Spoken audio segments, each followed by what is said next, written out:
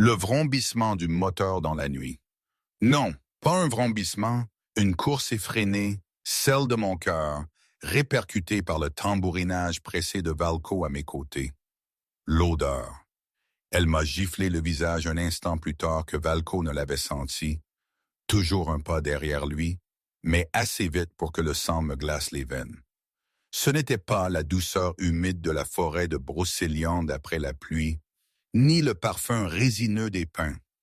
Non, c'était l'essence. Vive, âcre, coupante. Une promesse de feu dans l'obscurité. J'avais couru sans même y penser, mes bottes martelant la terre humide. La silhouette du vieux camping-car était apparue à travers les arbres, fantomatique, rouillée, éclairée par la lune naissante. Pendant une fraction de seconde, il semblait intact, figé dans le temps, puis j'ai vu, la nappe sombre et brillante sur le sol, glissant sur les feuilles mortes, miroitant dangereusement sous la lumière blafarde, du carburant.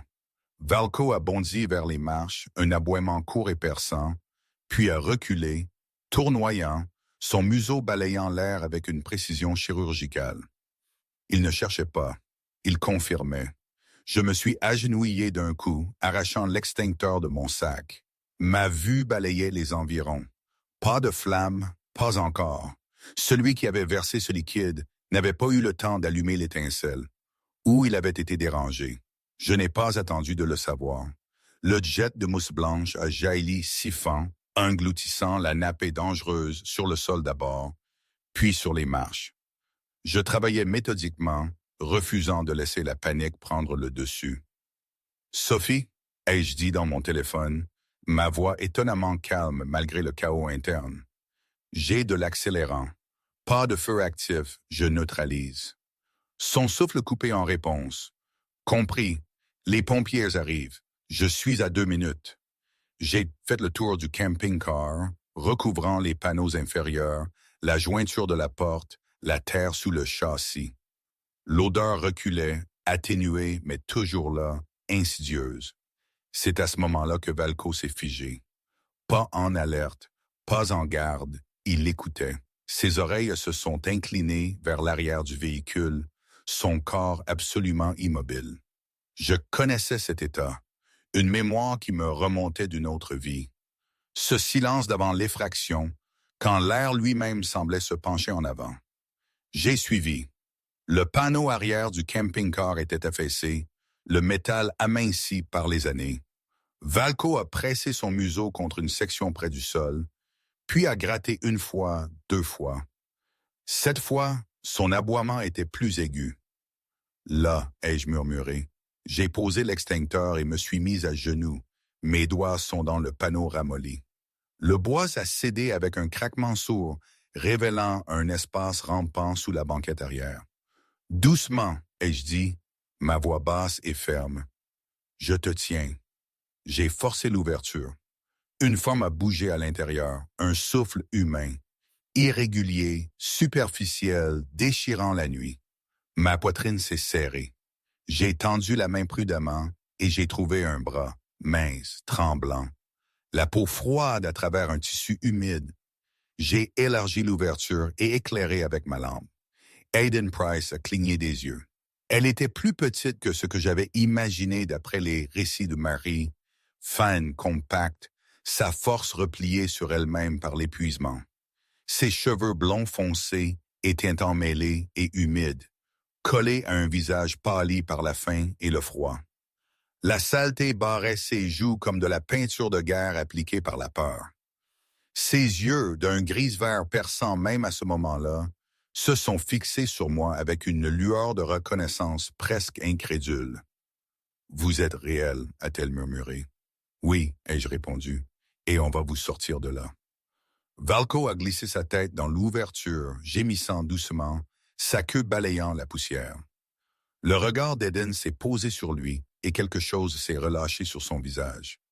Un petit son brisé s'est échappé de sa gorge. « Vous l'avez trouvé », a-t-elle dit, « l'étoile du Nord. » Je n'ai pas demandé comment elle connaissait mon nom. J'ai élargi encore l'ouverture, calé mes pieds et passé mes bras sous les épaules et les genoux d'Eden. Elle pesait moins qu'elle n'aurait dû. La réalité de cela s'est installée en moi comme une contusion. Tandis que je la soulevais, elle a tressailli, puis s'est détendue lorsque Valco s'est blotti contre elle, sa chaleur solide l'ancrant. « Je ne suis pas resté ici », a dit Eden, son souffle haché. « Pas longtemps, j'ai bougé. Le ravin, le vieux hangar, le bord du lac. Ce soir semblait plus sûr. J'ai acquiescé. Vous avez tout fait comme il fallait. » Les phares de Sophie ont déchiré les arbres à son arrivée. Son pick-up a dérapé pour s'arrêter. Elle a sauté, les yeux écarquillés en comprenant la scène. La mousse au sol, le panneau ouvert. Eden est dans mes bras. « Oh mon Dieu !» a soufflé Sophie. Derrière elle, un autre véhicule est apparu, rouge et blanc, suivi d'un troisième. 2 pompiers sont sortis, des hommes d'une quarantaine d'années, les visages marqués par la chaleur et les longues heures. L'un était grand et costaud, le crâne rasé, le regard calme. L'autre, plus petit, nerveux, se déplaçant avec une efficacité rapide.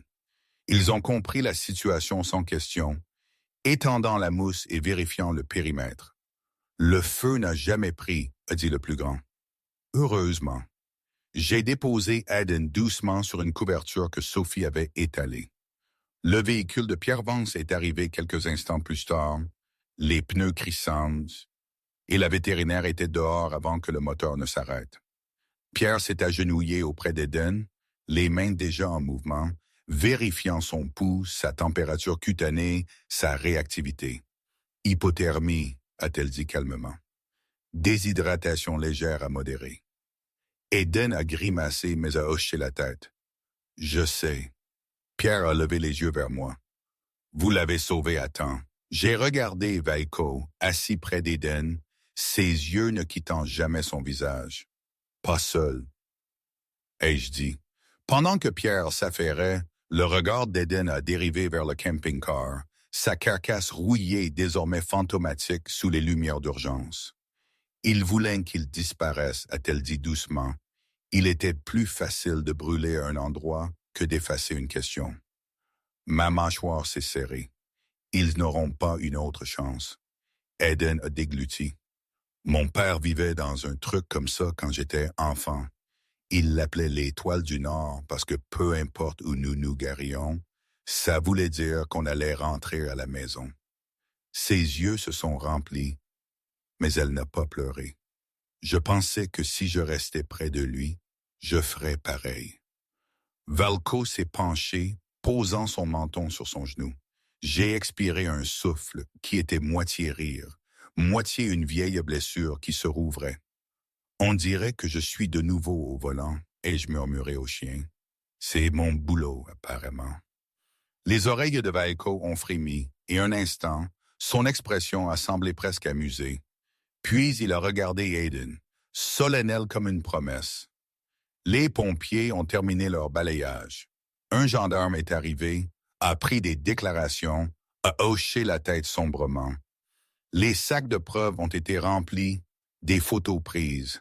Personne n'a prononcé le mot incendie criminel, mais il planait dans l'air comme de la fumée. Quand ils ont chargé Eden dans le camion de Pierre, enveloppé dans des couvertures, elle a tendu la main et a attrapé ma manche. Il savait que quelqu'un regardait, a-t-elle dit. C'était un message. J'ai croisé son regard. Alors, il a échoué. Elle a hoché la tête une fois, me faisant confiance d'une fois que je me sentais indigne et que j'étais déterminé à mériter. Tandis que les véhicules s'éloignaient et que la forêt retrouvait son calme, je suis resté un instant à côté du camping-car. La mousse brillait en blanc contre la rouille et la mousse. La nuit sentait de nouveau la propreté. J'ai posé une main sur le métal froid. Cette fois, je n'avais pas manqué le signe. Je me suis retourné, j'ai sifflé doucement et Valco s'est mis à mes côtés. Ensemble, nous avons quitté la clairière, laissant derrière nous un feu qui n'avait jamais pris et une vie qui l'avait fait. Mais revenons un peu en arrière, avant cette nuit fiévreuse, avant l'essence et le froid qui saisit. C'était il y a quoi, une semaine, deux, je ne me souviens plus exactement des jours, ils se sont entremêlés. Les souvenirs sont parfois comme la brume du matin sur le lac de Guerledon. On sait qu'elle est là, on la sent, mais on ne voit pas très clair à travers. Je suis arrivé en forêt de Brocéliande pour ce qui devait être une simple inspection de sentier.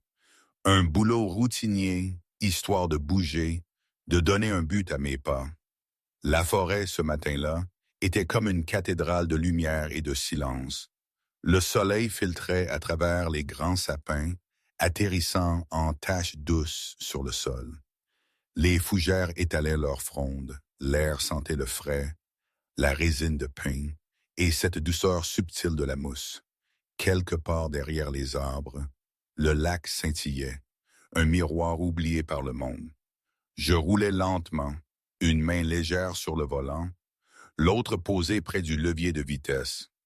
Un geste d'habitude, un réflexe d'une autre vie que je n'avais jamais vraiment rangée. J'avais 43 ans et mon corps était bâti comme une promesse tenue, solide, sans frime. Le genre de force qui vient d'années à bouger avec intention et à porter son fardeau sans se plaindre. Mon visage était une carte d'angle et d'arête adoucie par le temps. Une mâchoire carrée, des lignes fines au coin des yeux, une barbe courte qui refusait toute politesse. Mes yeux d'une couleur d'orage rare, entre le bleu et le gris, étaient profonds, calmes, mais toujours en éveil, comme s'ils écoutaient le monde même quand ma bouche restait silencieuse. Mes cheveux, bruns foncés avec quelques fils d'argent précoce, étaient coupés courts, pratiques, la peau tannée par le soleil. Et bien que je semble calme derrière le volant, mon calme était moins la paix que de la discipline, un couvercle fermement posé sur une marmite en ébullition. Je portais ma tenue habituelle, une veste de terrain kaki avec des poches qui avaient une connue carte et gants, un pantalon cargo sombre et une chemise à carreaux rouges et bleus sous le tout, qui apportait une chaleur étrange à ma palette autrement discrète. Mes bottes en cuir marron étaient usées, amollies par des kilomètres. Une vieille montre militaire, le cadran légèrement griffé comme si le temps lui-même avait tenté de l'effacer et échoué, était à mon poignet. Un couteau de poche discret dans ma veste et un sac à dos, le Everly Stock Half Track, pour des journées plus longues que la plupart des gens n'envisagent. À côté de moi, Valco, mon berger allemand K9. Son pelage était comme un crépuscule en flammes, une selle noire sur un temps doré. Court mais épais et sain, comme s'il avait été taillé dans la roche. Pas massif, mais équilibré. Ses muscles étaient dessinés avec l'économie nette d'un athlète. Sa posture, même assis, portait l'autorité tranquille d'un chien de travail qui ne gaspille pas son énergie. Le plus déroutant, c'était ses yeux, sombres, intelligents, stables. Pas le regard chaleureux et un peu niais d'un animal de compagnie qui attend une friandise, mais le regard concentré de quelqu'un qui fait l'inventaire du monde. Les oreilles de Valco bougeaient avec le mouvement du camion, lisant la forêt comme je lisais autrefois les toits et les ruelles. Il était discipliné, loyal et sensible aux choses que les humains prétendent ignorer. Le changement du vent, le mauvais genre de silence, le tremblement invisible de la peur sur la peau d'une personne. J'ai jeté un coup d'œil à Valco et un petit sourire sec a tiré le coin de ma bouche. « Détends-toi, sergente, ai-je dit d'une voix basse. C'est une inspection de sentier, pas une invasion. » Valco ne m'a pas regardé. Il regardait par la fenêtre, comme s'il se demandait si j'avais dit la blague la plus drôle de l'année. Le travail, sur le papier, était simple. Évaluer une zone de sentier éloignée pour l'entretien. Noter les dangers, peut-être marquer quelques branches tombées. Le genre de travail qui me donnait une raison de continuer à bouger sans avoir à expliquer pourquoi rester immobile me donnait l'impression de me noyer. Mais la forêt avait sa propre paperasse, et elle ne signait rien à l'encre. J'ai tourné sur une piste de terre étroite qui s'enfonçait plus profondément entre les arbres. Le chemin était doux avec les aiguilles de pin et la terre humide, et les pneus du camion crissaient à travers les feuilles éparses comme un applaudissement discret. C'est là que la posture de Valco a changé. C'était subtil, juste une tension dans les épaules, une légère levée de tête, une pause dans le rythme de sa respiration. Ses oreilles se sont dressées vers l'avant et son museau s'est penché vers le pare-brise, goûtant l'air comme si le monde venait de livrer un message écrit en parfum. J'ai ralenti. « Qu'est-ce qu'il y a » ai-je murmuré. L'humour avait disparu, remplacé par cette vigilance calme qui était autrefois mon pain quotidien. Valco a émis un son doux, presque un gémissement, mais maîtrisé, comme s'il gardait sa voix derrière ses dents. J'ai arrêté le camion. La forêt a retenu son souffle. Je suis sorti. L'air frais m'a accueilli comme une éclaboussure d'eau propre. Valco a sauté derrière moi, atterrissant silencieusement, déjà en train de scanner. J'ai ajusté la sangle de mon sac et j'ai avancé, mes bottes s'enfonçant dans le sol jonché de feuilles. Au début, je ne l'ai pas vu. Puis oui, à moitié caché derrière un rideau de fougères et de basses branches. Un véhicule était là, dans les bois, comme une relique abandonnée par un dieu oublié. Un camping-car. Un vieux Hervé, blanc autrefois, mais maintenant strié de rouille couleur de sang séché. La mousse s'étalait sur le toit en tapis vert épais avec de petites touffes d'herbe qui pointaient, comme si la forêt avait commencé à y construire un jardin. Les fenêtres latérales étaient brisées, des trous sombres béants vers l'intérieur. Des vignes s'accrochaient au bord et des feuilles mortes s'entassaient sur le capot, comme si l'automne en avait fait son lit. Il ressemblait moins à une machine qu'à une baleine échouée, massive, fatiguée, rendue au temps. Je suis resté immobile, l'étudiant. J'avais déjà vu des choses abandonnées, des bâtiments, de l'équipement, même des rêves. Mais ce camping-car avait une présence étrange, comme s'il attendait. Pas mort, pas exactement, juste endormi, à l'écoute. J'ai expiré par le nez, un souffle silencieux, presque amusé. « Eh bien, ai-je dit, voilà une charmante petite surprise. » Valco n'a pas partagé ma blague. Le chien a avancé à pas mesurés, le museau bas, tournant lentement autour du camping-car. Il s'est arrêté à la porte, a reniflé le long de la jointure, puis s'est déplacé vers le sol à côté des marches. Sa queue était immobile, ne remuant pas, ni entre les jambes, neutre mais alerte. J'ai plissé les yeux. Je regardais Valco comme on regarde l'aiguille d'une boussole quand le ciel est couvert. « Qu'est-ce que tu sens ?» ai-je demandé. La tête de Valco s'est légèrement levée. Il n'a pas aboyé. Il n'a pas gratté. Il a simplement fixé la fenêtre cassée du camping-car, d'un regard si intense que ma peau s'est tendue. Et puis Valco s'est assis, pas négligemment, fermement, comme un soldat mettant un genou à terre, comme une sentinelle se postant en place. J'ai senti quelque chose remuer dans ma poitrine, une sensation familière d'une autre vie. Le moment avant qu'une porte ne s'ouvre, le moment avant de découvrir si nos instincts sont faux. J'ai fait un pas de plus. La peau métallique du camping-car était piquée et cicatrisée. La rouille s'écaillait sous le toucher de mon gant. L'air sentait le bois humide et le vieux rembourrage. La décomposition principalement. Mais sous ce là, faible comme un murmure de fantôme, une odeur humaine. Pas fraîche, pas d'hier, mais pas non plus ancienne. Une odeur stratifiée comme si quelqu'un était passé par là, était parti, puis était revenu. Comme des pas qui ne cessent de revenir. Ma gorge s'est asséchée. J'ai de nouveau tenté l'humour, car l'humour était plus facile que d'admettre que mon cœur avait commencé à s'emballer. « Tu me dis que ce truc n'est pas juste une pièce de musée, » ai-je marmonné à Valco. Les oreilles de Valco ont tressailli. Ses yeux n'ont jamais quitté la fenêtre. Je n'ai pas touché la porte. Pas encore. Au lieu de cela, j'ai sorti mon téléphone et pris quelques photos sous différents angles. L'avant, les côtés, les fenêtres brisées. J'ai zoomé sur le toit couvert de mousse, les motifs de rouille, le pneu qui semblait à moitié enfoncé dans le sol. Vieilles habitudes, oui, mais aussi respect. Si c'était une histoire, je ne pouvais pas y faire irruption comme un narrateur non invité. Je me suis accroupi, étudiant le sol. Feuilles, boue, aiguilles de pin. Quelques éraflures près de la porte, mais rien d'évident. Pourtant, le sol était humide, mou. Il gardait bien les secrets. Valco s'est soudain penché en avant, le museau balayant le bord inférieur de la porte du camping-car. Puis sa patte s'est levée et a gratté une fois la terre. Mon attention s'est braquée vers le bas. Quoi? Valco est de nouveau gratté, plus insistante, creusant à travers les feuilles. Le mouvement n'était pas frénétique. Il était précis. Je me suis rapproché et j'ai écarté les feuilles avec ma main gantée. Une bande de tissu a émergé, humide et sale, la couleur peut-être bleue ou grise autrefois, mais fanée maintenant. Des broderies sur le bord ont capté la lumière.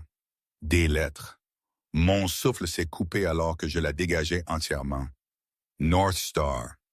Les mots étaient brodés en lettres épaisses et robustes. Pas décoratifs, pratiques, comme l'étiquette sur un sac de sport ou un écusson sur une veste. Je l'ai fixé plus longtemps que je ne l'aurais voulu. Quelque chose en moi a bougé. Quelque chose de silencieux et de vieux. Une cloche a sonné profondément à l'intérieur d'un endroit submergé. Étoile du Nord. Un guide, un point fixe. Quelque chose que l'on suit quand tout le reste change. J'ai dégluti, la gorge serrée, et mon esprit a fait ce qu'il faisait toujours. Il a essayé de rendre le moment assez petit pour être supporté. Quelqu'un a vraiment nommé son corbillard, ai-je murmuré, ma voix sèche, romantique. Valco m'a regardé d'une manière qui a fait que le mot romantique semblait être un mauvais déguisement. J'ai glissé le tissu dans une poche de ma veste, comme une pièce à conviction, ou un talisman d'un mythe. Je me suis levé, mes yeux scannant la forêt autour de nous. Les arbres étaient immobiles aussi. Le soleil continuait de tomber comme si rien n'allait mal. Les oiseaux continuaient de chanter comme si le monde était innocent. Et pourtant, le corps de Valco restait tendu, ses sens rivés sur le camping-car comme un aimant au fer. Je me suis surpris à me souvenir d'une autre odeur, il y a longtemps. Aiguë et fausse. L'essence, la fumée, le genre d'odeur qui n'a pas sa place avant d'en avoir une, et alors elle appartient à la tragédie. J'ai repoussé cette pensée comme un homme fermant une porte dans une tempête. Pas aujourd'hui, me suis-je dit.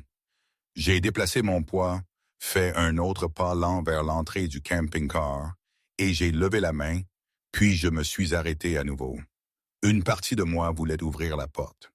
Une plus grande partie de moi, celle qui avait appris le prix de la curiosité, voulait marquer l'endroit et partir. J'ai fait un compromis. J'ai reculé légèrement et j'ai sorti mon téléphone, marquant les coordonnées GPS. J'ai pris une autre photo de la porte, le morceau de tissu dans ma poche comme une pierre. J'ai regardé Valco. D'accord, ai-je dit doucement, ma voix plus sérieuse maintenant. On ne précipite rien. On ne joue pas les héros. On ne fait rien de stupide. Valco est resté assis, les yeux fixés, comme si le chien avait déjà signé un contrat que je n'avais pas lu. J'ai expiré lentement. Je me suis retourné, scannant de nouveau la forêt, et c'est à ce moment-là que la tête de Valco a tressailli vers le vent. Les narines du chien se sont dilatées, puis il a éternué.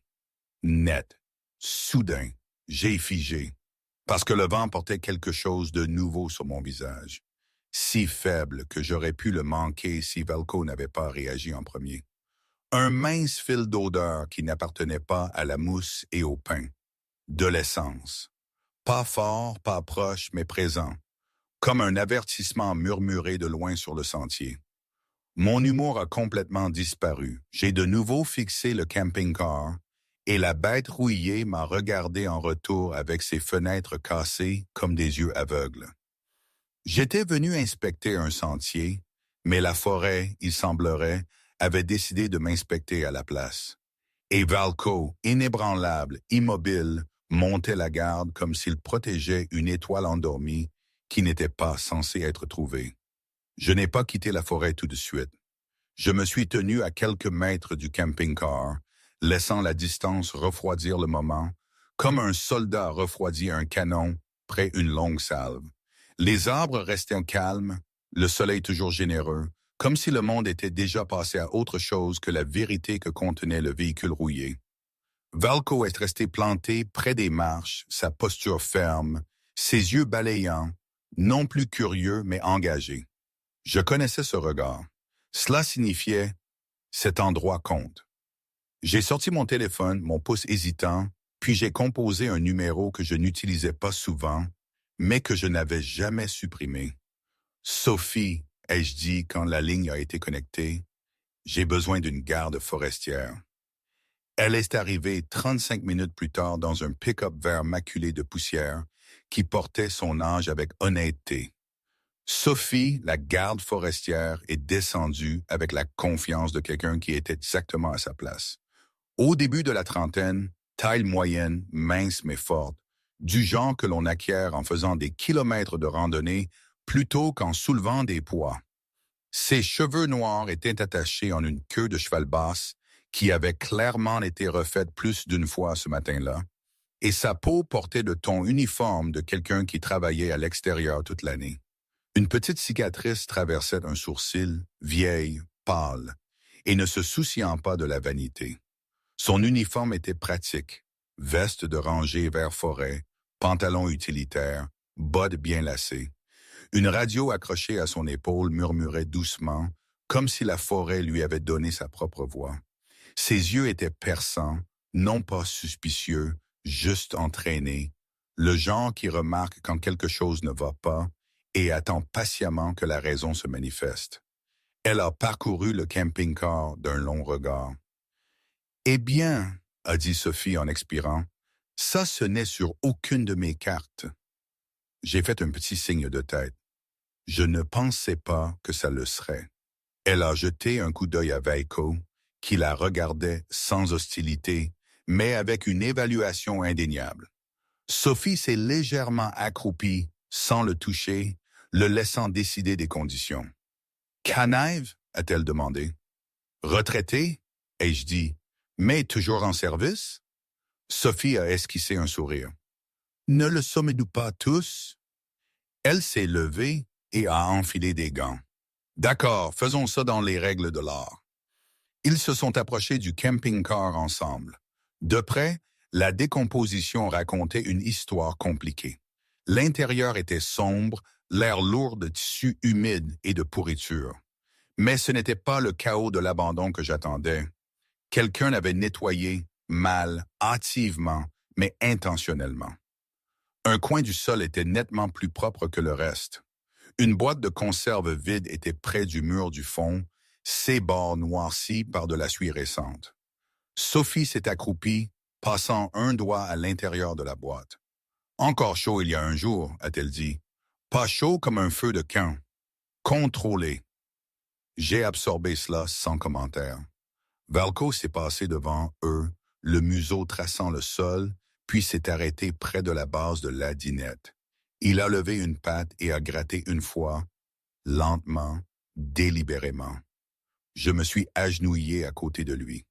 J'ai soulevé la moquette lâche, révélant une coupe étroite dans le plancher. Sophie s'est penchée, un rangement caché, à l'intérieur un kit de survie compact, filtre à eau, couverture de survie, batterie externe, bandage, tout pratique, tout choisi par quelqu'un qui savait qu'il faudrait peut-être partir vite. Et en dessous, enveloppé dans de la toile cirée, un vieux dictaphone portatif. La mâchoire de Sophie s'est légèrement serrée. Ça, ce n'est pas du matériel de camping. Non, ai-je acquiescé, c'est une preuve. Sur le mur du fond, juste au-dessus de l'endroit où le vinyle s'était décollé, Sophie a repéré autre chose. 3 rainures peu profondes gravées dans le bois. À côté d'elle, une ébauche de tête de loup. Son expression a changé, subtile mais indéniable. Cette marque, a-t-elle dit tranquillement, apparaît près des routes illégales. Le bois, parfois pire, ce n'est pas un logo, c'est un message. J'ai regardé cela, puis de nouveau la forêt au-delà de la fenêtre cassée. Territoire, exactement. Un bruit de moteur lointain a flotté à travers les arbres. Sophie a réagi instantanément, tendant la main et pressant 2 doigts contre ma manche. Pas pour me saisir, juste pour signaler. Elle a pointé. Nous nous sommes écartés du chemin et nous sommes mis à couvert sans parler. Les piles amortissaient nos pas. Le moteur est soissé assez loin pour rester invisible, mais assez proche pour sembler intentionnel. Sophie s'est penchée et a murmuré. Il y a un silence qui vient de la neige et un silence qui vient de l'argent. Je comprenais la différence. Nous avons attendu que le son s'estompe. Puis Sophie a sorti une caméra de surveillance compacte de son sac. Protocole, a-t-elle dit. On ne fait pas fuir qui que ce soit, on les laisse se montrer. Elle a monté la caméra avec une aisance habituelle, l'orientant vers le camping-car sans que ce soit évident. Je regardais Valco pendant qu'elle travaillait. Le corps du chien s'était juste assez détendu pour rester immobile, mais son attention ne s'est jamais relâchée, comme une sentinelle qui savait que son service n'était pas terminé. Quand ils ont eu fini, je me suis reculé et j'ai de nouveau étudié le camping-car. Il ne semblait plus abandonné. Il semblait occupé par une absence. Nous avons marché un peu pour débriefer, appuyé contre le haillon du camion de Sophie. Elle prenait des notes. Aucun enregistrement d'un camping-car immatriculé ici. Pas de permis. Aucun rapport officiel. J'ai acquiescé. Officieusement? Elle a hésité puis a haussé les épaules. Les gens disparaissent dans le morceau par ici. Pas assez d'un coup pour faire du bruit. J'ai croisé son regard. Quelqu'un vivait ici. Où se cachait, a dit Sophie. Ils se sont tus. Valco a soudainement levé la tête. Pas alarmé, concentré. Il s'est détourné du camping-car et a fixé le sentier, puis s'est rassis, cette fois face à la forêt, pas au véhicule. J'ai froncé les sourcils. Ce n'était pas une position de garde. C'était un avertissement. J'ai suivi le regard de Valco et je n'ai rien vu. Juste des arbres, de la lumière, la distance. Sophie a aussi remarqué. Qu'est-ce qu'il fait? J'ai observé les oreilles de Valco bouger, s'adaptant à quelque chose que lui seul pouvait entendre. Il écoute, ai-je dit, quelqu'un qui se croit discret. Sophie s'est redressée lentement. Aucun de nous n'a parlé pendant un long moment. Puis Valco a tourné la tête et m'a regardé directement. Pas d'urgence, pas de peur, juste de l'attente. J'ai senti le poids de ce regard s'installer dans ma poitrine. « C'est ici que tu décides », disait-il sans mots. J'ai tendu la main vers ma veste et j'ai senti le patch de tissu dans ma poche. Celui marqué North Star. Je ne l'ai pas sorti. Je n'en avais pas besoin. La caméra reste, ai-je finalement dit. On ne touche pas encore au dictaphone. Sophie a acquiescé. D'accord, j'ai ajouté, plus doucement, mais on ne fait pas semblant que ce n'est que de la paperasse. Sophie a rencontré mon regard. Non, on ne le fait pas. Ils ont tout rangé soigneusement, laissant le camping-car tel qu'ils l'avaient trouvé. Presque. En marchant vers les véhicules, j'ai jeté un coup d'œil par-dessus mon épaule. Le camping-car était inchangé, la rouille luisait faiblement sous le soleil de l'après-midi, la mousse brillante comme si elle venait d'être lavée. Mais maintenant, il me semblait différent. Moins une ruine, plus un feu de signalisation attendant la nuit. Valco s'est arrêté une fois au bord de la clairière, regardant en arrière plus longtemps que nécessaire. Je ne l'ai pas pressé. Je savais que certains silences n'étaient pas vides. Ils retenaient leur souffle. La ville, Pont-Aven, s'est révélée comme le font souvent les bonnes choses. Lentement et sans demander d'attention. Une ruban de route descendait vers le lac de Guerre-les-Dents et soudain la forêt a relâché son emprise. La lumière du soleil s'est élargie. Des maisons sont apparues avec des vérandas donnant sur l'eau. La peinture était fanée, mais les lieux étaient soignés. Une petite marina se balançait doucement contre ses poteaux. Des bateaux tapaient le bois comme des coups de poing sur une porte. Le lac lui-même était ouvert et calme, assez bleu pour paraître indulgent. J'ai garé près de la rue principale et coupé le moteur. Après le silence de la forêt, la ville paraissait presque bruyante. Une cloche a sonné quand quelqu'un a ouvert une porte de magasin. Des rires flottaient depuis un banc où deux hommes âgés se disputaient amicalement à propos de la pêche. Quelque part, du beurre grésillait sur une plaque chaude. Valco a sauté du camion et s'est tenu à mes côtés, la posture alerte, mais pas tendue. Sa queue pendait bas et stable. Les villes le rendaient prudent d'une manière différente des bois. Trop d'odeurs qui se chevauchent, trop de vies qui se frôlent comme des fils lâches. J'ai ajusté ma veste et je me suis dirigé vers le bistrot avec son auvent rouge. À l'intérieur, la chaleur m'a immédiatement enveloppé. L'odeur du café et des pommes de terre frites emplissait l'air, riche et réconfortante. L'endroit était petit mais vivant. 4 banquettes, un comptoir usé et poli par les coudes et les années, et un jukebox qui semblait avoir son opinion sur la musique moderne. Derrière le comptoir se tenait Mary Harlow. Elle avait la fin de la soixantaine, grande pour son âge, avec une silhouette qui s'était affinée sans s'affaiblir.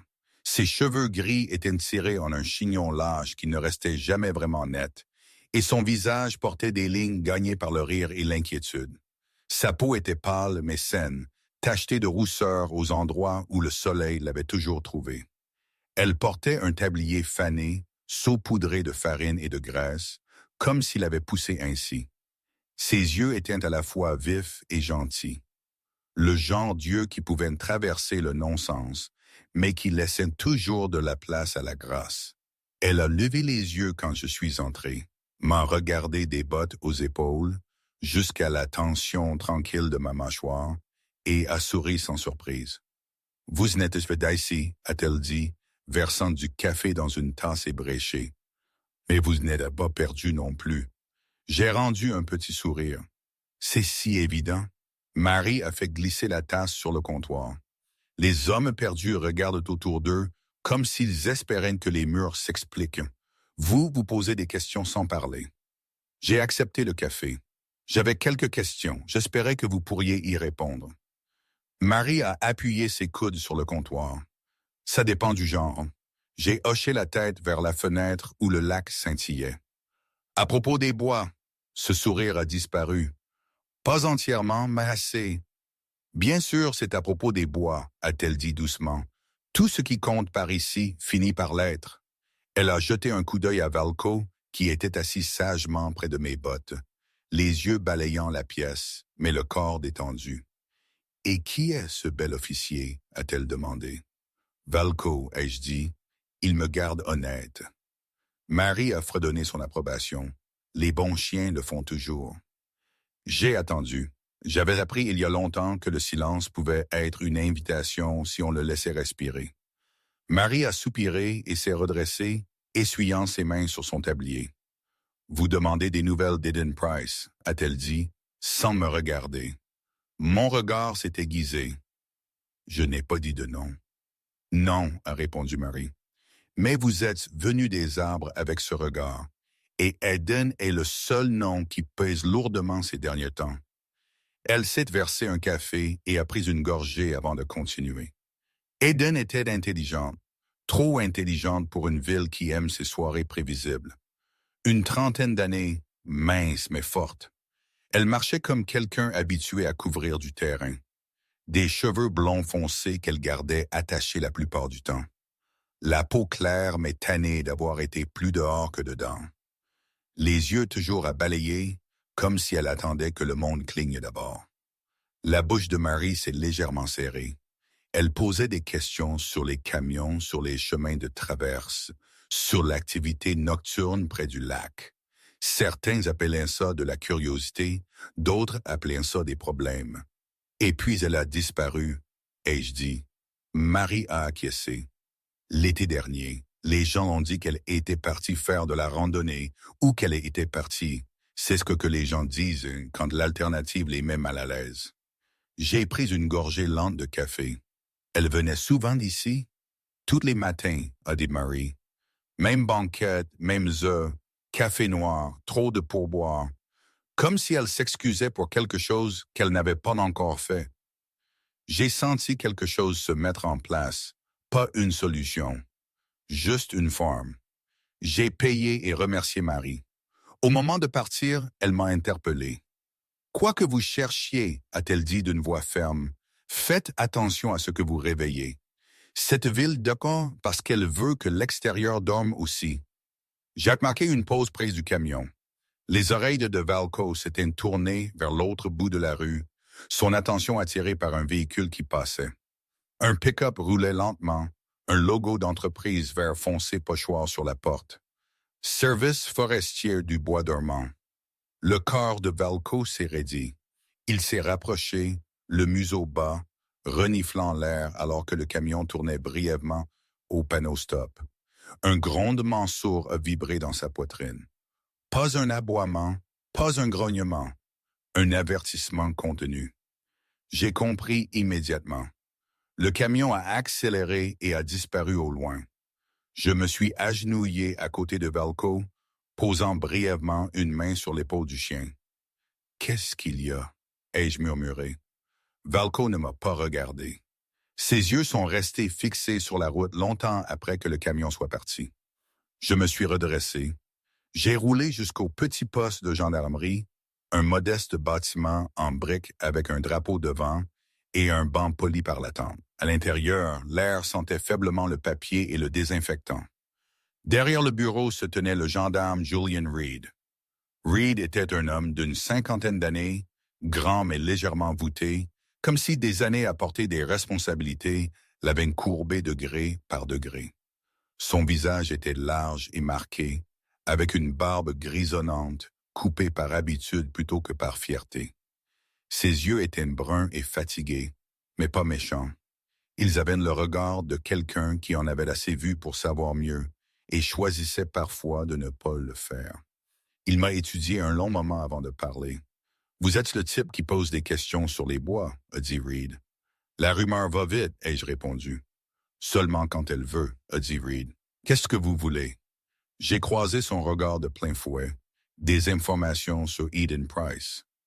La mâchoire de Reed s'est serrée, non pas de colère, quelque chose de plus proche de la résignation. « Elle est partie, » a dit Reed. « Aucune preuve d'un acte criminel, aucune raison de continuer à creuser. » Sauf les camions, ai-je dit calmement, et les routes, et le fait que les gens qui posent des questions ne viennent plus au petit déjeuner.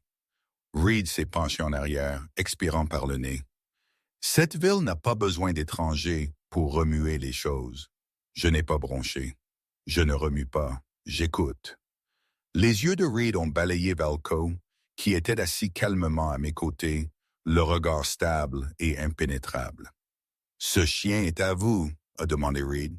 « Oui. » Toujours au travail, les épaules de Reed se sont légèrement affaissées. « Certains silences maintiennent la paix », a-t-il dit doucement. Ma voix était tout aussi douce. Certains silences la brisent. Reed n'a rien dit à cela. Je suis parti sans insister davantage.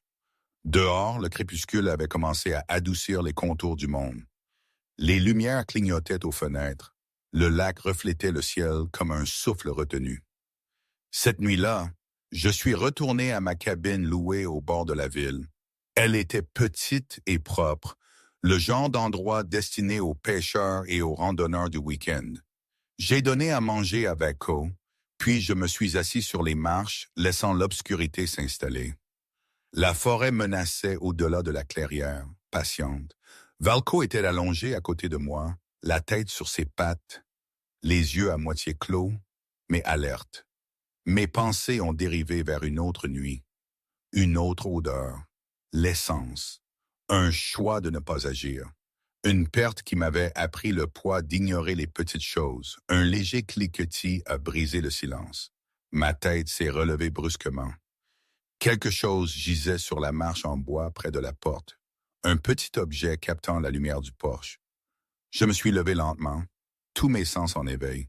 C'était un briquet, en métal uni, froid au toucher, et gravé sur le côté, un loup, 3 lignes. Valco s'est levé instantanément, se plaçant entre moi et l'obscurité. Un son bas et contrôlé vibrant dans sa poitrine.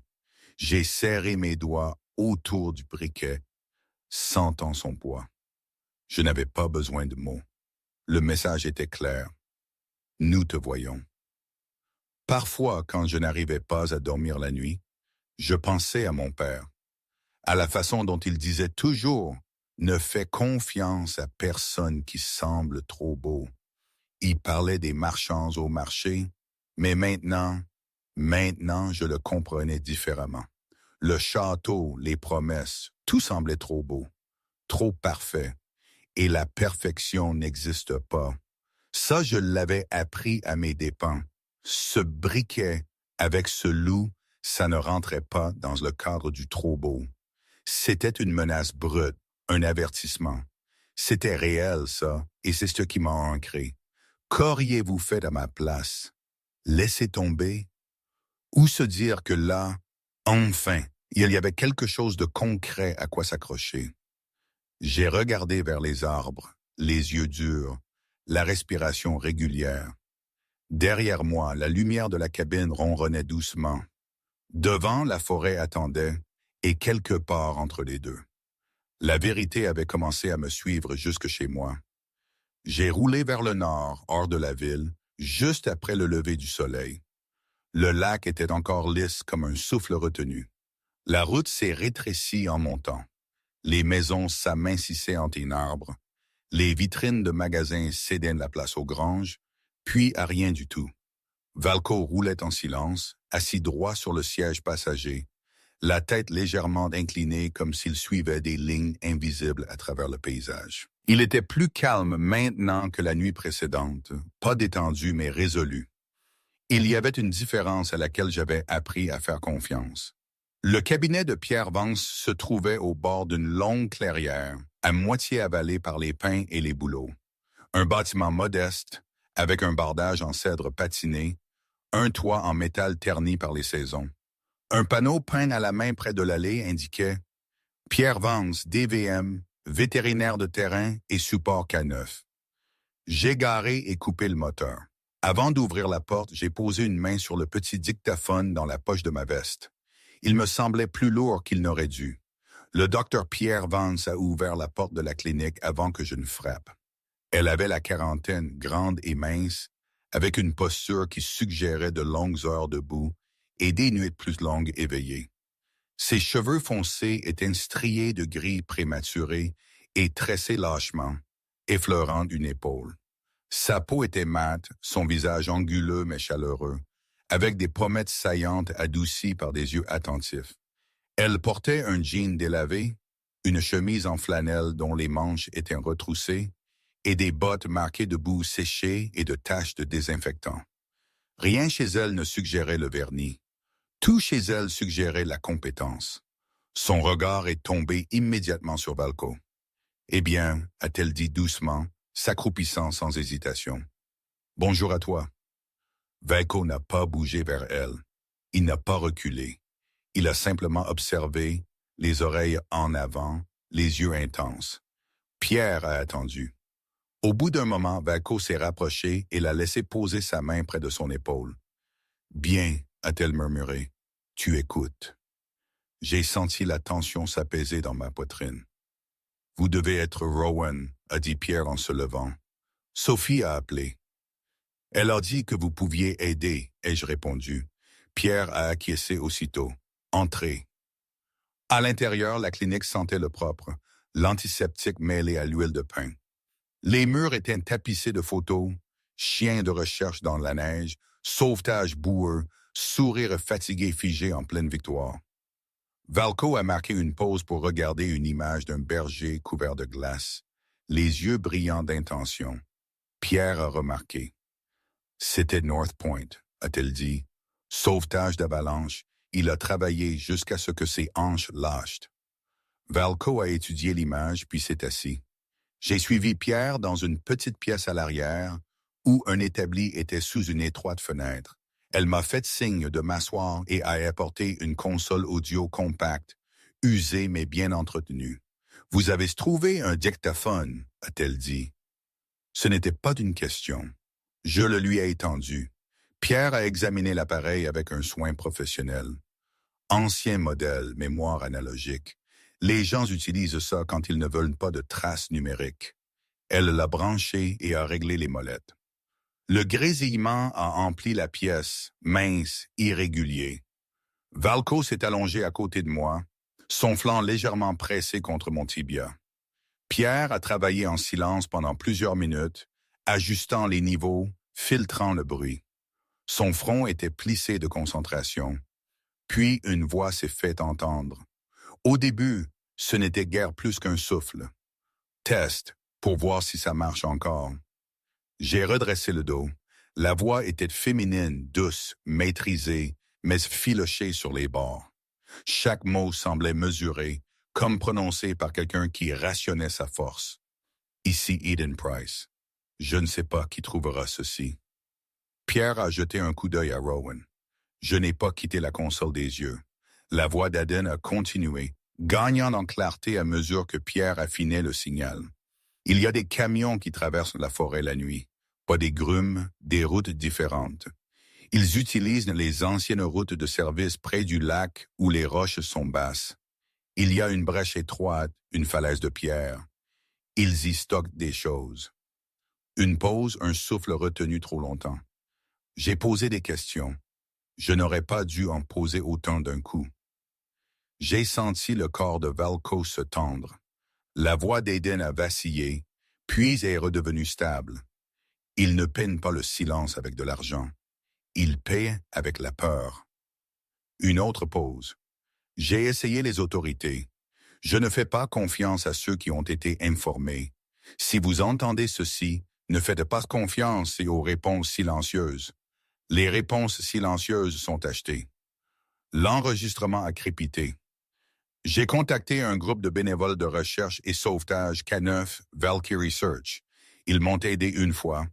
Ils ont laissé des marques. Si vous voyez des signes, ce n'était pas une coïncidence. Un souffle peu profond maintenant. Je ne suis pas parti. Je me cache. Si ça s'arrête, si j'arrête, suivez le lac. Faites confiance aux chiens. Ils voient ce que nous faisons semblant de ne pas voir. L'enregistrement s'est terminé. Le silence est revenu dans la pièce, mais il n'était pas vide. J'ai expiré lentement, comme si j'avais été sous l'eau plus longtemps que je ne l'avais réalisé. Pierre a retiré son casque. Elle avait peur, a-t-elle dit, mais elle pensait clairement. J'ai acquiescé. Elle savait comment laisser une trace. Valco a levé la tête et s'est rapproché de moi, posant son menton sur mon genou. Pas anxieux, mais ancré. J'ai posé ma main sur le cou de Valco. Elle est toujours vivante, ai-je dit, non comme un espoir, mais comme une conclusion. Pierre m'a regardé attentivement. Qu'est-ce qui vous en rend si sûr? Elle n'a pas dit adieu. Pierre a réfléchi, puis a hoché la tête. J'ai écouté assez d'enregistrements comme ça pour connaître la différence. Je me suis levé. Sophie et moi allons aller voir les itinéraires qu'elle a mentionnés. Prudemment. L'expression de Pierre s'est légèrement durcie. Vous n'allez pas foncer seul dans des passages rocheux. Non, ai-je dit. On documente, on se retire. Pierre s'est de nouveau agenouillé à côté de Valco. Et toi, a-t-elle dit doucement, tu es très bon pour savoir quand arrêter. Valco a rencontré son regard sans cligner des yeux. Moment, ici je dois faire une pause. Tout ça, cette situation avec l'étoile du Nord, la forêt, la voix d'Éden, c'était d'une absurdité totale et en même temps tellement réelle. Je veux dire, pensez-y, un dictaphone caché dans un vieux camping-car, des indices laissés par une femme qui se cache, et le chien qui voit tout ça avant même qu'un mot ne soit prononcé. Dans ma carrière d'avant, des choses étaient codifiées, précises, militaires. Ici, c'était de l'instinct pur, de la foi dans l'inattendu. On parle de signes que Dieu nous envoie, de murmures. Ce n'est pas un concept que j'avais intégré. Ma vie était faite de faits tangibles, de cartes, de missions. Ce qui se passait là, c'était presque mythique, avec cette forêt comme un personnage à part entière. Je me suis dit plusieurs fois que je devrais juste ignorer, laisser la gendarmerie faire son travail. Mais Valco, il ne me laissait pas le choix, il voyait trop. C'était trop important. C'était la première fois depuis des années que je sentais un vrai pourquoi à mes actions. C'est fou, non? Une simple femme, un chien, un camping-car, et tout bascule. Enfin, retour à l'histoire. Ils se sont regroupés plus tard dans l'après-midi près du lisière de la forêt. Sophie avait des cartes étalées sur le capot de son camion, lesté de pierre. J'ai rapporté les mots d'Aiden. Sophie a tracé le contour du lac avec un doigt. Il y a une faille rocheuse naturelle ici. Une ancienne route de service passe à proximité, mais elle n'est pas entretenue. Parfait pour déplacer des choses sans être vu. J'ai dit qu'ils avaient planifié délibérément. Des caméras de surveillance placées aux intersections, des enregistreurs audio cachés près du chemin. Pas de confrontation, pas d'héroïsme. Valco marchait lentement entre nous, s'arrêtant parfois pour renifler le vent, puis reprenant sa marche. Environ à un tiers de leur installation, Valco s'est arrêté net. Pas alerte, pas alarmé, il s'est assis. J'ai froncé les sourcils. Qu'est-ce qu'il y a? Valco n'a pas regardé les arbres. Il m'a regardé. Il y avait quelque chose de différent dans ses yeux, pas un avertissement, pas de la peur, de la reconnaissance. Je l'ai senti comme une main silencieuse sur ma poitrine. Un souvenir a refait surface sans y être invité. Il y a des années, un autre chien, une autre pause, un moment que j'avais ignoré parce que le chronomètre de la mission était plus fort que l'instinct. Le souvenir s'est mal terminé. J'ai dégluti. Je t'entends, ai-je dit doucement. Valco s'est levé et a repris sa marche satisfait. Sophie a observé l'échange. Il fait ça souvent. Seulement quand je suis sur le point de répéter une erreur, ai-je répondu. Ils ont fini de placer la dernière caméra alors que la lumière du jour tirait vers le soir. Je me suis reculé et j'ai inspecté la forêt. La carte qu'Aiden avait dessinée avec sa voix avait maintenant une forme, une direction. Ils n'ont pas avancé plus loin. Pas encore. Tandis qu'ils rangeaient, j'ai jeté un dernier coup d'œil au scintillement lointain du lac. Quelque part au-delà de ces arbres, Aiden respirait encore et Valco, stable, vigilant, marchait à mes côtés comme un vœu enfin prononcé à voix haute. Le matin a étendu un pâle éclat sur l'eau, transformant le lac en un miroir large et patient. La brume planait bas, s'enroulant et se déroulant comme si la surface elle-même respirait. Les pins serrés la rive, leurs reflets s'étirant vers le bas, comme des questions sombres que personne ne voulait poser à voix haute. J'ai garé le camion loin du chemin d'accès. Pas de traces fraîches, pas de signes évidents d'utilisation récente. Cela seul me mettait mal à l'aise. Sophie est sortie la première, efficace comme toujours, sa veste de garde forestière zippée jusqu'au col. Elle a balayé la zone avec un calme expérimenté, puis a fouillé son sac et a sorti 2 caméras de surveillance compactes. Inspection d'abord, a-t-elle dit. On entre et on saute, pas d'histoire. J'ai acquiescé. Valco attendait entre nous, la posture neutre mais attentif, la queue basse, les oreilles traquant la brise. Son pelage noir et feu captait la lumière en reflet mat, ses muscles se déplaçant subtilement sous sa courte fourrure alors qu'il ajustait sa position. Il ressemblait moins à un chien aujourd'hui qu'à une boussole qui avait décidé de son or vrai. Ils ont travaillé méthodiquement. Sophie a placé des caméras là où l'ancien chemin de service se rétrécissait, là où les ornières se chevauchaient juste assez pour suggérer la répétition. J'ai enregistré les coordonnées sur mon téléphone, marquant les distances et les angles avec la satisfaction tranquille de quelqu'un qui faisait plus confiance aux cartes qu'aux conjectures. Quand Valco a bougé, ils l'ont suivi. Il les a conduits loin de l'eau et vers une brèche dans la ligne de roche, une crevasse naturelle où la terre s'enfonçait brusquement, des parois de pierre s'élevant de chaque côté comme les mâchoires de quelque chose d'ancien. L'ombre y régnait même en plein jour, et l'air devenait plus frais, plus lourd. J'ai ralenti, l'odeur m'a frappé ensuite. Pas forte, pas évidente, mais présente en couche. Carburant, huile, métal. Le museau de Valco s'est abaissé à mesure que nous approchions. Des mouvements délibérés, contrôlés. Il s'arrêtait à chaque quelques pas, inhalant profondément, puis continuait. Il ne tirait pas, il guidait. C'est ça, a murmuré Sophie. La crevasse s'ouvrait sur un passage étroit. Les parois de pierre étaient éraflées et cicatrisées par le temps. À la base, le sol était tassé, plus sombre que la terre environnante. Je me suis accroupi et j'ai pressé mes doigts dessus. Trace de pneus, ai-je dit. Charge lourde, répétée. Nous n'avons pas précipité les choses. J'ai pris des photos sous plusieurs angles. Profondeur des roues, direction de déplacement, gravier dérangé. Sophie a enregistré les points GPS et ajusté l'une des caméras, l'orientant vers le passage sans le rendre évident. À l'intérieur de la crevasse, l'air sentait le renfermer, le piéger. La lumière du soleil filtrait en fines lignes obliques, captant des poussières qui flottaient comme une neige lente. Nous avons trouvé la première caisse à moitié cachée derrière un affleurement rocheux. Elle était en bois, patinée, mais intacte, le pochoir gratté. J'ai photographié sans toucher. Je n'avais pas besoin de l'ouvrir pour savoir qu'elle était importante. « Stockage », a dit Sophie tranquillement. « Temporaire », ai-je acquiescé. « Il ne reste pas longtemps. » Valco est passé devant nous, s'enfonçant plus profondément dans la crevasse, puis s'est arrêté brusquement. Il s'est assis, non pas alerte, non pas alarmé. Pourtant, j'ai senti une tension familière dans ma poitrine.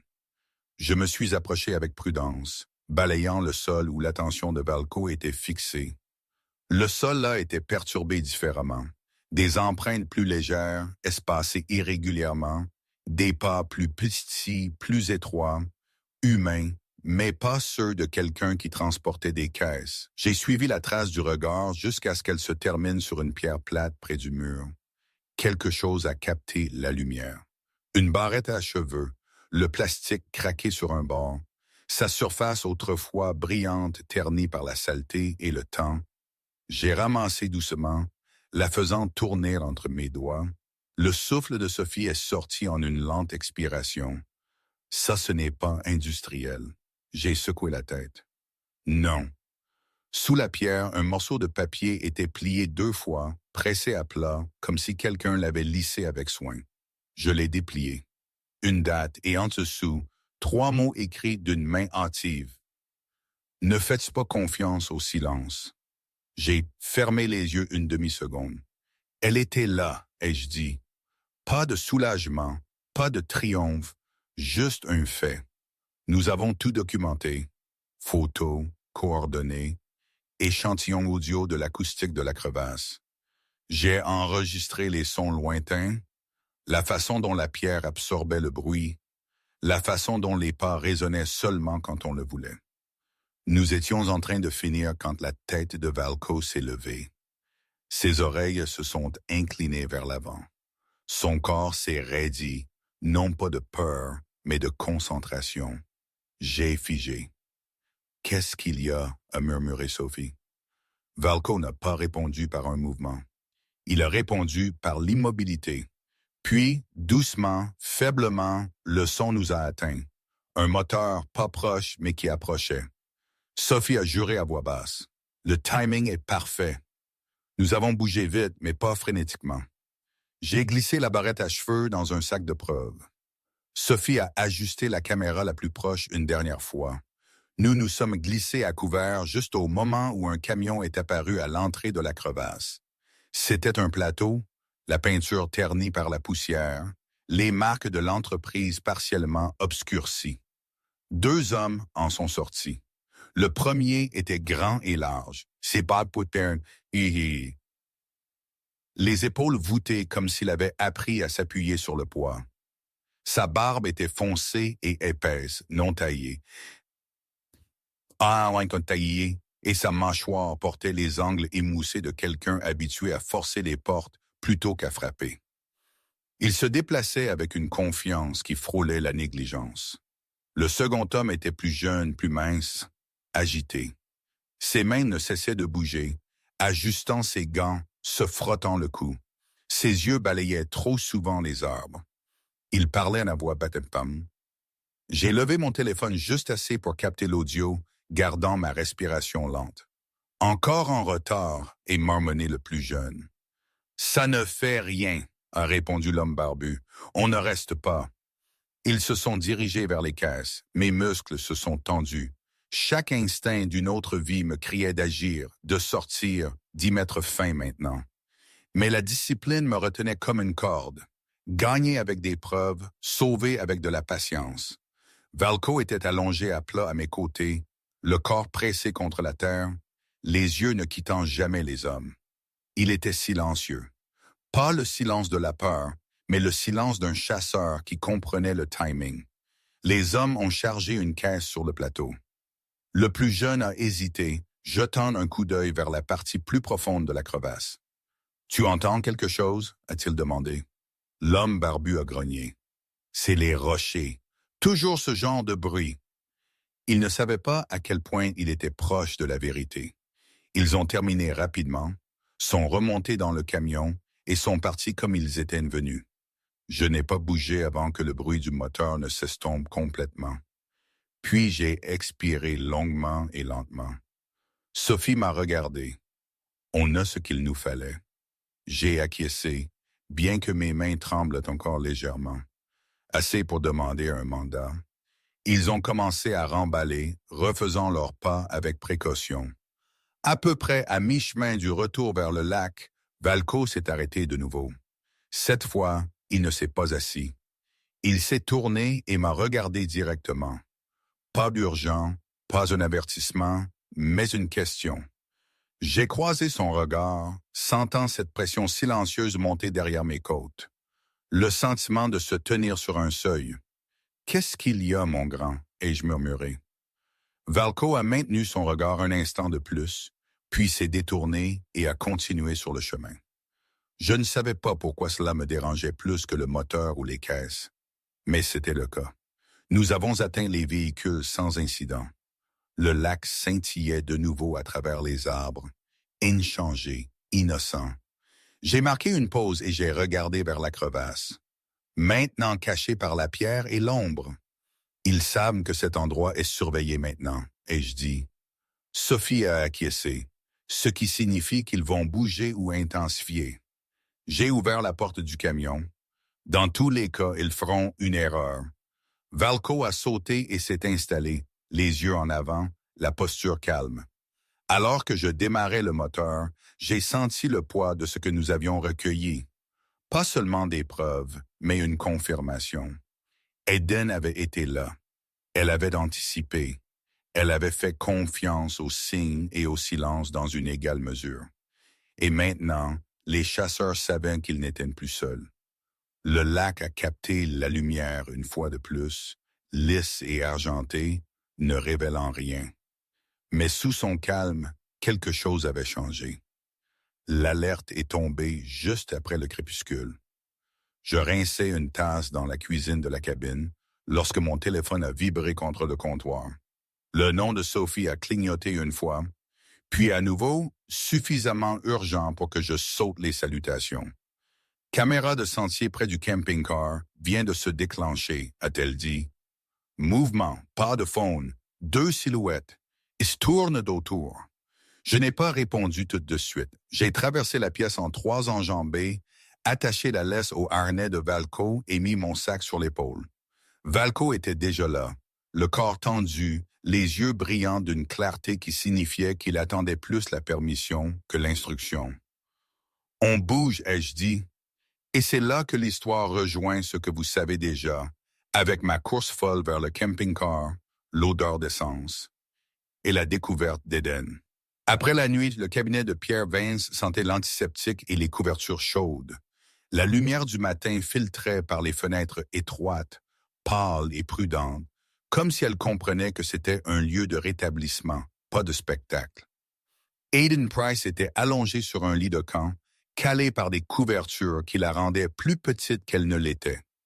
La couleur était revenue sur ses joues, bien que de faibles ombres s'accrochent encore sous ses yeux comme des contusions qui refusaient de guérir d'un seul coup. Pierre se tenait à proximité, les bras croisés, observant Eden avec la patience expérimentée de quelqu'un qui faisait confiance au corps pour parler quand on leur donnait le temps. Je restais près du mur, silencieux, mes bottes bien plantées, les mains lâches le long de mon corps. Valco était allongé à mes pieds, la tête posée sur ses pattes, les yeux à moitié fermés, mais alerte, gardant son posé. Eden a pris d'une inspiration. Ils utilisaient la compagnie forestière comme façade, a-t-elle dit.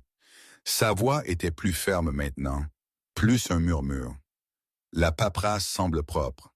Permis, dons à des projets municipaux, mais les camions ne transportent pas de bois. Elle a décrit des routes, des noms qu'elle avait entendus, des nuits où elle avait compté des phares depuis les arbres. Elle parlait avec précaution, non plus par peur, mais avec précision, comme quelqu'un qui comprenait que les détails étaient une monnaie.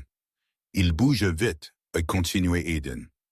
Ne reste jamais longtemps. La forêt les aide. Le son meurt. Les gis arrêtent de poser des questions. Le gendarme Julian Reed se tenait près de la porte, son chapeau à la main. De près, il semblait plus vieux que je ne m'en souvenais. Les lignes de son visage s'étaient creusées pendant la nuit, et ses épaules semblaient porter un nouveau poids. Non pas de la culpabilité exactement, mais de l'inévitabilité. Il a écouté sans interruption. Quand Eden a terminé, la pièce est redevenue silencieuse. Reed s'est raclé la gorge. « Nous avons les images des caméras de sentier, a-t-il dit. Les coordonnées GPS, l'audio et maintenant le témoignage. Il m'a regardé, puis Eden. C'est suffisant. Sophie a hoché la tête une fois. Suffisant pour un mandat. Reed a fermé les yeux brièvement. Quand il les a rouverts, quelque chose s'était installé derrière son regard. J'aurais dû insister plus tôt, a-t-il dit. Je ne l'ai pas fait. Personne ne s'est précipité pour le consoler. Ce n'était pas le genre de moment pour ça. Mais je le ferai maintenant, a ajouté Reed. Il s'est redressé, a redressé ses épaules et a tendu la main vers sa radio. L'opération a commencé avant le coucher du soleil. Des véhicules banalisés attendaient à l'entrée de la ville, les moteurs tournant au ralenti. Des gendarmes se tenaient avec des adjoints locaux, leur posture alerte, leurs mouvements économiques. Personne ne parlait plus fort que nécessaire. La forêt n'avait pas besoin d'aide pour garder des secrets, mais cette nuit-là, elle ne serait pas autorisée à garder des mensonges. Le mandat était signé. Je ne portais pas d'insigne. Je n'en avais pas besoin. Je me tenais en retrait avec Sophie, Valco à mes côtés, regardant les autres avancer avec autorité et lumière. Depuis la crête, nous pouvions voir la clairière où les caisses avaient été. Des projecteurs se sont allumés, coupant l'ombre. Des hommes couraient. Certains ne sont pas allés loin. Le chef, lui, oui. Il a émergé de derrière un camion, les mains levées lentement, le visage dur et pâle sous les lumières. Il était grand, costaud, avec une épaisse barbe parsemée de gris prématurés. Ses yeux étaient vifs mais fatigués. Le genre de fatigue qui vient de croire à ses propres excuses trop longtemps. Son nom était Pierre Marsh. Marsh a parlé avant que quiconque ne lui demande. Vous croyez que cette ville survit grâce à la pêche et aux cartes postales, a-t-il lancé? Vous croyez que ces gens paient leurs factures avec des couchistes de côté? Reed a avancé.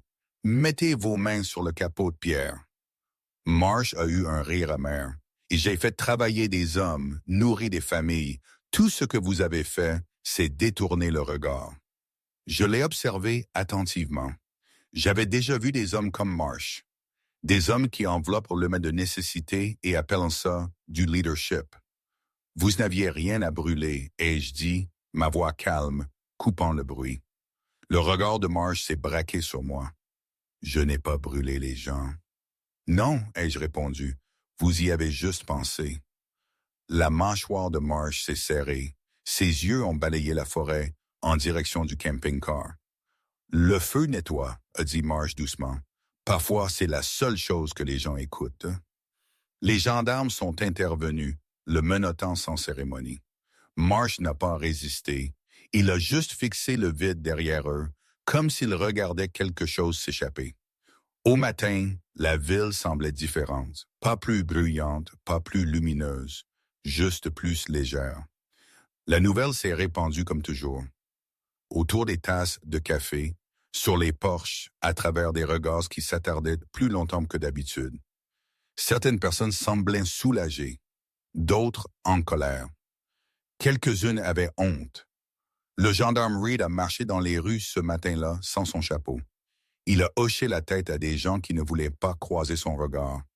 Il s'est arrêté au bistrot. Murray était derrière le comptoir, son tablier sur elle, ses cheveux s'échappant de son chignon comme d'habitude. « Vous l'avez fait », a-t-elle dit, sans sourire. Reed a acquiescé. « J'aurais dû le faire plus tôt. » Murray lui a versé du café. « Vous l'avez fait quand il fallait. » Elle a jeté un coup d'œil derrière lui et a souri alors, vraiment souri. Aiden se tenait juste à l'intérieur de la porte, plus stable maintenant. Valco à ses côtés comme une ombre qui respire. Mary a traversé la pièce et l'a serré dans ses bras. « Tu nous as fait une peur bleue », a-t-elle dit dans les cheveux d'Aiden. Aiden a fermé les yeux. « Je sais. » J'ai observé depuis l'embrasure de la porte, mal à l'aise avec la gratitude, comme toujours. Mary s'est tournée vers moi, les yeux brillants de larmes et d'humour. « Vous venez pour réparer des saignées, » a-t-elle dit. « Vous finissez par réparer des habitudes. » J'ai haussé les épaules. Risque professionnel. Le camping-car a pris plus de temps. Des semaines, pas des jours. J'y ai travaillé dans la clairière où il avait failli brûler. Des outils étalés comme des offrandes. J'ai remplacé le câblage, scellé les fissures, frotté la rouille là où c'était important et l'ai laissé là où il disait la vérité. Je ne l'ai pas restauré à sa gloire. Je l'ai restauré à sa fonction. Aiden m'a aidé quand elle le pouvait, me tendant des boulons, ponçant des panneaux. Sa force revenait par petites touches, lentement, obstinément. Elle parlait parfois de son père, des nuits passées sous des cieux ouverts, d'avoir appris que la maison était moins un lieu qu'une direction. Nous avons gardé le nom North Star. Valco supervisait. Il était allongé à l'ombre, les yeux suivant chaque mouvement, se levant occasionnellement pour inspecter les progrès. Une fois, je l'ai surpris à pousser un panneau large avec son museau avant de s'asseoir ostensiblement à côté. « Oui », ai-je marmonné, « je le vois. » Quand le moteur a finalement démarré, le son a effrayé les oiseaux des arbres. Aiden a ri, un vrai rire, surprise et éclatant. J'ai posé brièvement mon front sur le volant, les yeux fermés. Certaines choses, ai-je pensé, méritaient un deuxième départ. Le matin de leur départ, la forêt arborait sa plus belle lumière. La rosée s'accrochait à l'herbe. La lumière du soleil se faufilait à travers les branches comme une promesse. Le camping-car était prêt. La peinture cicatrisée mais solide. La mousse retirée du toit, mais pas oubliée. Je suis monté sur le siège du conducteur. Aiden a pris le côté passager, les mains posées sur ses genoux, les yeux en avant. Valco a sauté entre eux, s'installant avec un soupir satisfait, le menton levé, la posture fière. J'ai démarré le moteur. Le camping-car a avancé lentement au début, les pneus crissant sur les feuilles, puis a pris de l'assurance en atteignant la route. La forêt s'est ouverte, les laissant passer. Dans le rétroviseur, les arbres se sont refermés, inchangés, éternels. L'étoile du Nord était invisible dans le ciel bleu du matin, mais je la sentais quand même, pas au-dessus, mais devant. Et aujourd'hui, franchement, aucune idée. Parfois, je me dis que c'était la meilleure chose qui pouvait m'arriver. D'autres fois, je pense que j'ai fait une erreur en m'impliquant comme ça, Bédéran. Probablement un peu des deux, non? C'est ça la vie. Rien n'est noir ou blanc. Rien n'est parfait. Mais c'est ma vie, et je ne l'échangerai pour rien au monde. Valco à mes côtés, l'étoile du Nord brillera toujours. Même si je ne la vois pas, elle me guidera.